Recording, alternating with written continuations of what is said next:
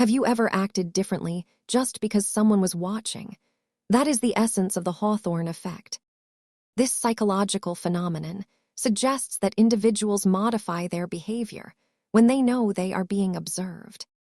It started in the 1920s when researchers tried to see if better lighting would improve factory worker efficiency. Workers produced more not because of the lights, but because they felt special knowing they were part of an experiment.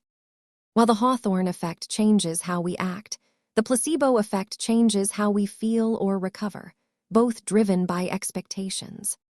Productivity usually spikes during observation, but tends to drift back toward the baseline once the observers leave. Remember this when analyzing data. People act differently when they know the spotlight is on them. Understanding human behavior helps us make better decisions. Thanks for watching, and stay tuned for more financial concepts explained.